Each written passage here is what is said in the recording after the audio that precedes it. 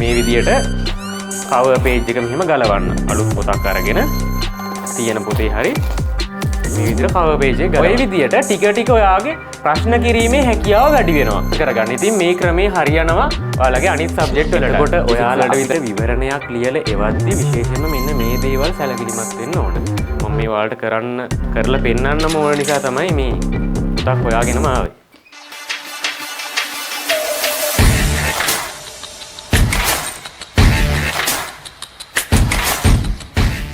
හරි.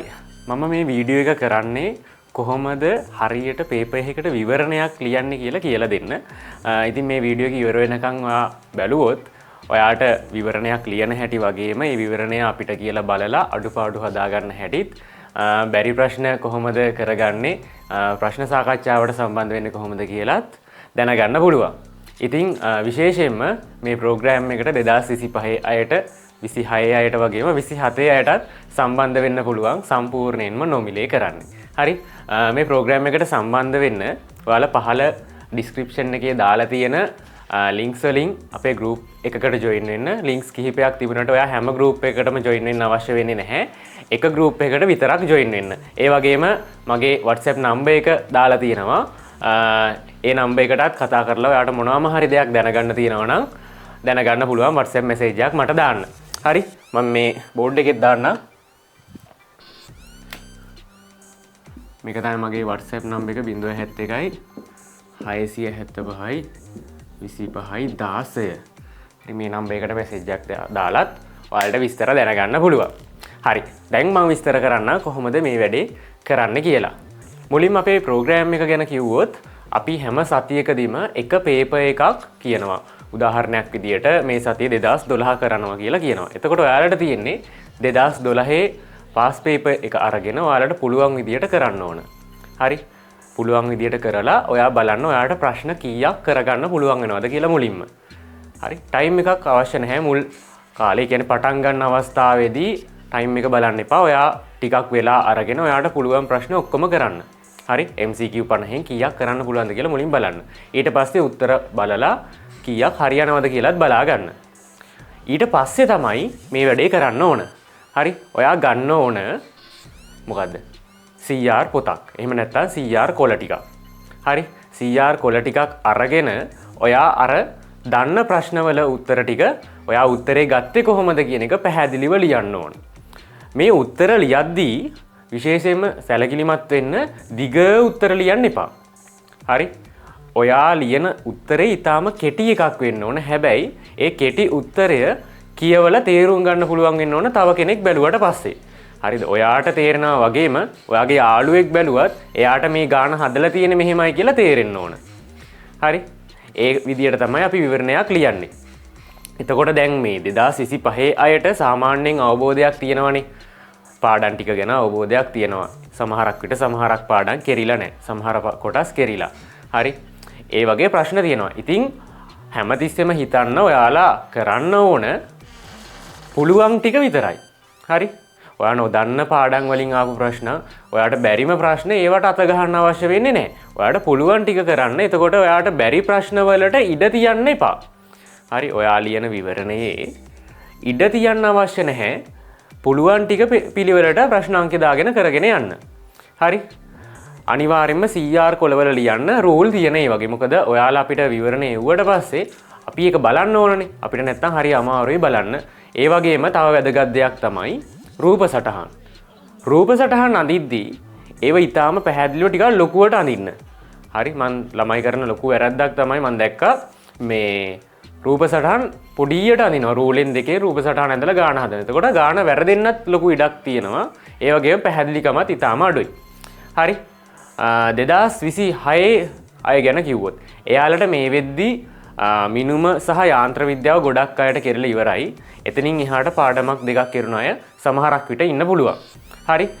ඔයාලා කරන්න ඕන ඔයාලට තියෙන දැනුමින්.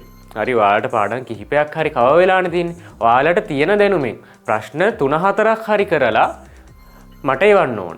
හරි? පුළුවන් විදියට කරලා එවන්න. ඒක ප්‍රශ්නයක් නෑ. ඔයා කාලයත් එක්ක මාස කිහිපයක් යද්දී ටික ටික ඔයා කරන ප්‍රශ්න ප්‍රමාණය වැඩි කරගනි. කොහොම හරි මේක පටන් ගන්න තමයි ඕන. හරි Tamanට ගොඩක් ඒවා කරගන්න බෑ කියලා කිසිම වෙලාවක හිතන්න එපා.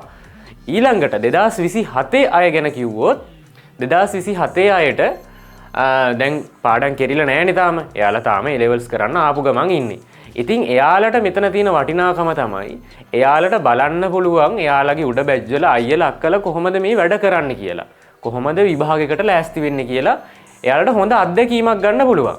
හරි මාසයක් දෙකක් ගෲප් එකේ වැඩ වෙන විදිය බලාගෙන හිටියම එයාට හොඳ අත්දැකීමක් ලැබෙනවා. එතකොට එයාට ටික කාලයක් යද්දී පාඩම් ටිකක් කවර් කරගෙන තියරි ටිකක් ඉගෙනගෙන හරි තමන් ප්‍රශ්න කිහිපයක් හරි ලියලා වැඩේට සම්බන්ධ වෙන්න පුළුවන්. 2027 අය මුලින් ටික කාලයක් බලන් ඉන්න කොහොමද වැඩ කරන්න කියලා. 2026 අය සහ 2025 අය කෙලින්ම පළවෙනි සතියේ ඉඳන්ම වැඩේට සම්බන්ධ වෙන්න ඕන. එතකොට ඔයාලා අපිට විවරණයක් ලියලා එවද්දි විශේෂයෙන්ම මෙන්න මේ දේවල් සැලකිලිමත් වෙන්න ඕන. මම කියවනේ මුලින්ම පැහැදිලිව සරල කෙටි උත්තර ලියන්න ඕන තේරුම් ගන්න පුළුවන් විදියට. ඒක ප්‍රධානම දේ. ඒ වගේම ඔයා නොදන්න ප්‍රශ්න වලට ඉඩ තියන්න එපා පස්සේ ලියන්න කියලා. දන්න ටික පිළිවෙලට කරන්න පුළුවන් තරම් හරි නෝට් පොත් බලාගෙන සමීකරණ බලාගෙන එහෙම කරාට ප්‍රශ්නයක් නැහැ. ඔයා නොදන්න දේවල් යාළුවෙක්ගෙන් අහගෙන හරි එහෙම කරාට ප්‍රශ්නයක් නැහැ.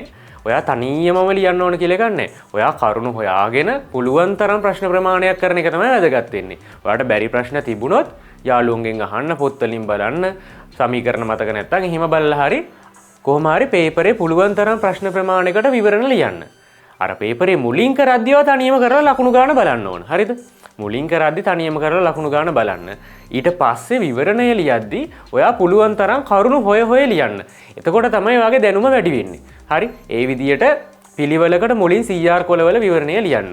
එතකොට මේ CR කොලවල විවරණය ලියද්දි පළවෙනි පේජ් එකේ උඩින් ඔයාගේ නම ලියන්න ඕන. පැහැදිලිව මුල ගුරුත් එක්ක නම ලියන්න ඕන. මොකද අපි ඔයාලා අපිට විවරණ එව්වට පස්සේ හොඳම විවරණය හැම සතියකම තෝරනවා. හරි? හොඳම විවරණය තෝරනවා. ඊට පස්සේ අපේ ගෲප් වලත් ඒවා දානවා. මෙයා තමයි මේ පාර හොඳ මේක ලිව්වේ කියලා. හරි ඒ නිසා ඔයාලගේ නමත් අනිවාර්යෙන් එවන්න. ඔයා ප්‍රශ්න දෙක තුනක් හරි ලිව්වට මට කිසිම අවුලක් නැහැ. මට එවන්න. එතකොට මම අඩුපාඩු හදාගෙන කොහොමද ඉස්සරහට මේ ප්‍රමාණය වැඩි කරගන්නේ කියලා උපදෙස් දෙනවා. හරි ඒ නිසා හොඳටම පුළුවන් වෙන්න ඕන කියලා එකක් නැහැ මේ වැඩේට සම්බන්ධ වෙද්දි. පුළුවන් විදිහට ඔය කිව්වා වගේ විවරණයක් ලියන්න. ලියලා ඉවර වෙලා ෆොටෝස් ගද්දි හරි ෆොටෝස් ගද්දි පුළුවන් තරම් පැහැදිලි ෆොටෝස් ගන්න. අර ෆෝන් එක ඇද වෙලා කොලේ ඇදේට තියෙනවා බෑග්ග්‍රවුන්ඩ් පේන. එහෙම නැතුව හරි දැන් CR කොලේ මෙහෙම තියෙනවා නම් හරි CR කොලේ සයිස් එකටම ෆොටෝ එක ගන්න බලන්න. ඔයා ෆෝන් එක ඇදේට අල්ලලා ෆොටෝ එක ගත්තොත් හරියට ෆොටෝ එක වදින්නේ නැහැ. ඒ නිසා මේ කොලේ තියෙන විදියටම ෆෝන් එක හරියට මේ කොලේට සමාන්තරව අල්ලලා ෆොටෝ එක ගන්න. එතකොට කිසි අවුලක් නැතුව ෆොටෝ එක ලස්සනට වදිනවා. හරි. ඒ විදියට ඔයා ලියපු විවරණේ ලස්සනට ෆොටෝස් ටික අරගෙන පැහැදිලිව අපිට බලන්න ඕනනේ. හරි බලන්න පුළුවන් විදිහට පැහැදිලිව ෆොටෝස් ටික අරගෙන PDF එකක් කරන්න ඕන. හරි PDF එකක් කරන්න ඕන. PDF එක හදද්දිත් වටේට මාජින් එහෙම තියන්න එපා. හරි. මෙහෙම සුදු පාටට මාජින් එකක් තියන්න එපා. ඒක මාජින් එක 0 කරන්න. ඔයාලට සාමාන්‍ය PDF එකක් හදාගන්න පුළුවන්. Cam Scanner කියලා app එකක් තියෙනවා. ඒකෙන් හරි I love PDF කියලා වෙබ්සයිට් එකක් තියෙනවා. ඒකිනුත් ඔයාලට PDF හදන්න පුළුවන්. හරි. ඔයාලට මේ දේවල් කරගන්න දැනුමක් නැත්නම් ඔයාලට YouTube එකේ වීඩියෝස් තියෙනවා. ඔයා YouTube එකේ සර්ච් කරලා බලන්න PDF එකක් හදන්නේ කොහොමද කියලා. එතකොට වීඩියෝස් තියෙනවා. ඒවගෙන් බලාගෙන හරි හදන්න එහෙම අවුලක් නැහැ. හරි ඒ විදියට පිළිවෙලකට ලස්සනට හදලා අපිට හැම සතියෙම ඔයා කරන වැඩ එවන්න ඕන. හරි. එතකොට අපි හැම සතියකම බලලා ඔයාගේ අඩුපාඩු කොහොමද ඉස්සරහට වෙනස් වෙන්න ඕන කොහොමද හදාගන්න ඕන කියලා උපදෙස් දෙනවා. ඒ වගේම අර හොඳටම හදන විවරණය තෝරලා අපි ගෲප් එකේ දානවා. මේ වැඩේට සම්බන්ධ වෙද්දී මුලින්ම ඔයාට පාස් පේපර් පොතක් තියෙනවා නම් ඉතාලම හොඳයි. හරි පාස් පේපර් පොත් නැති අය පුළුවන් නම් පාස් පේපර් පොතක් ගන්න. පාස් පේපර් පොතක් ගන්න වත්කමක් නැත්නම් විතරක් ඔයාට ඉන්ටර්නෙට් එකෙන් PDF එක ඩවුන්ලෝඩ් කරගෙන කරන්නත් පුළුවන්. හැබැයි ගොඩක්ම වටින්නේ මම හිතන විදියට පාස් පේපර් පොතක් ගන්නව නම් තමයි. හරි පුළුවන් හැමෝම පාස් පේපර් පොතක් ඒක නිසා අනිවාර්යෙන්ම ගන්න. මේ වගේ පාස් පේපර් පොතක් ඔයාට කඩෙන් ගන්න පුළුවන්. එතකොට දැන් මේ පාස් පේපර් පොත ටිකක් ලොකු එකක් නේ. හරි ගොඩක් අයගේ ගෙවල් වල තියෙනවා පාස් පේපර් පොත් අරගෙන. හැබැයි පොත් මේසෙ තිබ්බට කරන්නෙම නැති තරම්. කරන්න හිතෙන්නේ. කරන්න හිතෙන්නේ නැති වෙන එක හේතුවක් තමයි මේ පාස් පේපර් ටිකක් ලොකුයිනේ. හරි මෙච්චර තඩි පොතක් දිගෑරලා පේපර් එකක් අරගෙන කරන්න හිතෙන්නේ නැහැ ගොඩක් අයට. මටත් ඒ ලෙවල් කරද්දි ওই ප්‍රශ්නේම ආවා. හරි මම ඒකට විසඳුමක් හොයාගත්තා. දැන් මේ තඩි පොත තියෙද්දි කරන්න හිතෙන්නේ නැහනේ. එතකොට මම කරේ දැන් මේකේ අවුරුදු මේ පොතේ නම් 2003 ඉඳන් 2019 වෙනකන් තමයි පාස් පේපර් ටික තියෙන්නේ. එතකොට දැන් අවුරුදු 17ක පේපර්ස් තියෙනවා. මම කරේ මේ පොත ගලවලා ඒ කියන්නේ කොළ ටික ඉරලා පාස් පේපර් ටික වෙන් කරගත්ත අවුරුදු වශයෙන් මේ විදියට. හරිද? මුලින්ම ඔයාලට පුළුවන් මේ විදියට කවර් පේජ් එක මෙහෙම ගලවන්න. අලුත් පොතක් අරගෙන තියෙන පොතේ හරි මේ විදියට කවර් පේජ් එක ගලවන්න. හරි. එතකොට ඔයාට හම්බ වෙනවා මෙන්න මේ විදියට පළවෙනියට තියෙන 2003 පේපරේ. හරි 2003 පේපරේ ගත්තා. ඒකේ උත්තරත් එක්කම මෙන්න මේ විදියට වෙන් කරගන්න පුළුවන් මෙතනින් ගලවලා. හරි පේපර් එකකින් එක මේ විදියට ඔයාලට වෙන් කරලා ගන්න පුළුවන්. බලන්න. මම මේ ඔයාලට කරලා පෙන්වන්නම ඕන නිසා තමයි මේ පොතක් හොයාගෙනම ආවේ. හරි. දැන් බලන්න මගේ ගාව 2003 පේපරේ තියෙනවා. ඉතින් මේ විදියට ඔයාට පේපර් පොතේ තියෙන ඔක්කොම පේපර්ස් ටික වෙන් කරලා ගලවලා ගන්න පුළුවන්. මෙතනින් ගැලවෙනවා නම් ගැලවෙනවා. ඒ නිසා ස්ටේපල් කටුවකුත් ගහලා තියාගන්න. මේ විදියට මුළු පාස් පේපර් පොතම පේපර්ස් වශයෙන් වෙන් කරගන්න. ඉතින් මේ ක්‍රමේ හරියනවා ඔයාලගේ අනිත් සබ්ජෙක්ට් වලට. ෆිසික්ස් වලට විතරක් නෙමෙයි කෙමිස්ට්‍රි වලටත් විශේෂයෙන්ම බයෝ වලට අනිත් සබ්ජෙක්ට් වලත් මේ විදියටම කරන්න. මේක මාර විදියට වැඩ කරන වැඩක්. හරිද?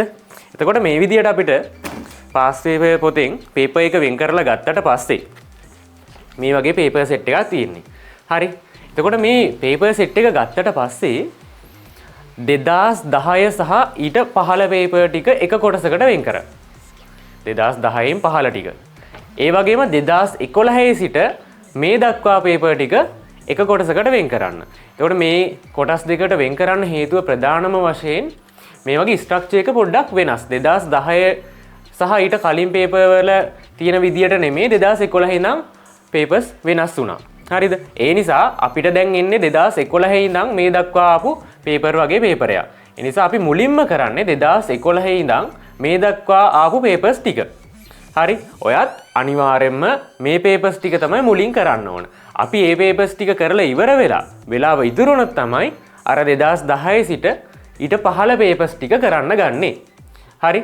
මේ විදියට පේපර් ටික ලස්සනට වෙන් කරන්න. එතකොට මම හැම සතියකම කියනවානේ ඔයා මේ සතියේ මේ පේපර් එක කරන්න කියලා. ඔයාට අර පේපර් සෙට් එකෙන් එක පේපරයක් අරගෙන කරගෙන යන්න තියෙන්නේ. හරි? ටික ටික ඔයාට දැන් පළවෙනි පේපර් එකේ ගත්තොත් සමහරක් විට MCQ 5ක් විතර කරන්න පුළුවන්. දෙවෙනි පේපර් එකේ සමහරකට MCQ 10ක් විතර කරගන්න පුළුවන්. ඔය විදියට ටික ටික ඔයාගේ ප්‍රශ්න කිරීමේ හැකියාව වැඩි වෙනවා. ඒක කාලයත් එක්ක අනිවාර්යයෙන්ම වෙනවා. ඔයා මේ වැඩේ හරියට කරෝති. ඔය විදියට තමයි වැඩේ කෙරෙන්නේ. ඉතින් දැන් ඔයාලට හොඳ අදහසක් තියෙනවා විවරණයක් ලියන්නේ කොහොමද කියලා සහ විවරණය ලියලා ඉවර වෙලා අපිට එවන්නේ කොහොමද කියන එක ගැන. ඊට පස්සේ අපිට කතා කරන්න තියෙන්නේ කොහොමද අපි මේ කරපු පේපරේ හරි උත්තර ටික හරියට පේපරේ කරන විදිය බලාගන්නේ කොහොමද කියලා තමයි ඊළඟට කතා කරන්න තියෙන්නේ. ඉතින් මේ ඒක මම ඊළඟ වීඩියෝ එකෙන් අරන් එනවා. ඒ වීඩියෝ එකේ link එකත් පහළ description එකේ තියෙනවා. ඒකෙන් බලන්න පුළුවන්. අපි ඊළඟ වීඩියෝ එකෙන් හම්බෙමු.